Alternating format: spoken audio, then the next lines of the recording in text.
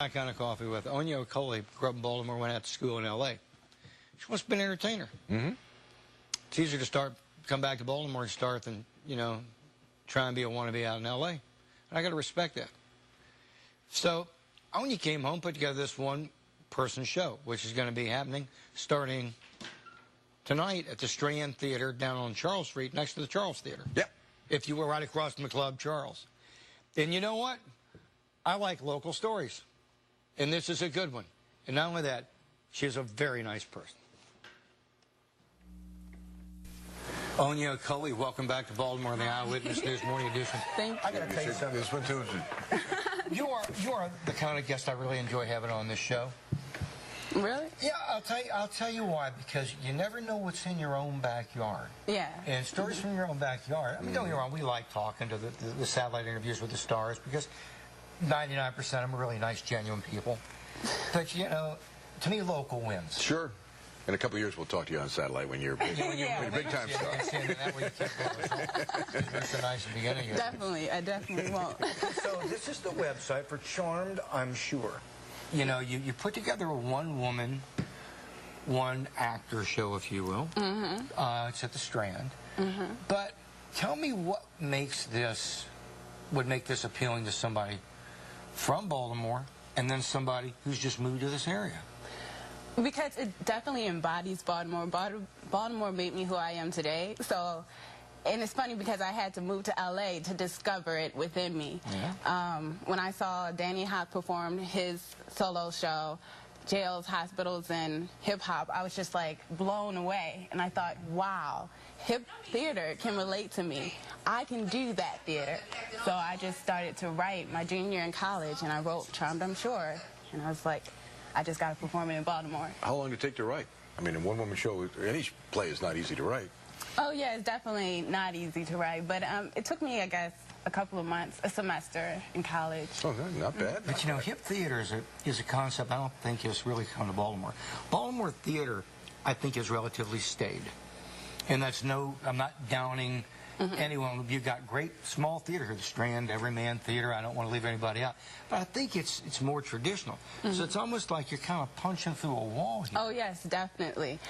Growing up in Baltimore, I didn't, love theater as much until I went to LA and I realized that theater can really relate to me. So I really want to be relatable and express my love for theater to people who don't know theater. For me, personally, I had an overprotective mother, so I wasn't allowed to date till I was 18. And just being out in Baltimore and like seeing my friends do what they want to do kind of led me to be a little bit rebellious. So I have a monologue about that. And being rebellious growing up in Baltimore? Yes. What was the one rebellious thing that I did? Well, because I wasn't allowed to date till I was 18, I was trying to date when I was 13. Yeah. Does your mother know this now, or is she finding out right now? here? She knows it now. Oh, So. yeah? Okay, so when she first goes and sees the show, and she's hearing all these things she didn't know, what was the moment of truth when you had one-on-one time with her after the show like? Oh, well. Tell me the truth. Well, actually, she loved it. She loved it. So, if this show hits, I mean, you obviously can't take this on the road to other cities. Boy, is this going to get you back to L.A. or New York? I mean, is that where you're headed to? I don't know. We'll see. I love Baltimore right now, so I'm definitely planning on staying here. I understand that. I mean, that's the given. But you can't do the show for the rest of your life. But let's face it. Yeah. It's Baltimore. If you want to do something with your career, you got to move to. You got to. Yeah.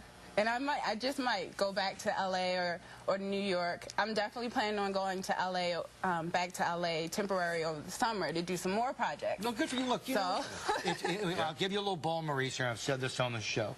One of the greatest lines from the movie Diner is at the end where Boogie's kind of sitting there and there's this old guy, they call him Bagel, and he goes, "Kid, when are you going to stop dreaming?" And Boogie looks at him and says, "Hey, Bagel, if you haven't got dreams, what do you got? Nightmares." You gotta have dreams. Yes, yeah. And I want to point out, a co-worker of ours did a one-woman show while she was here. Whatever happened to her? Yeah, Oprah Winfrey. And we haven't found out what happened to her since then. But she put together her own one-woman show, so you're in good company. Yes, you did. Yes, she did. And Oprah's show was at Goucher, and it only ran for like 2 weeks. Wow. Yeah.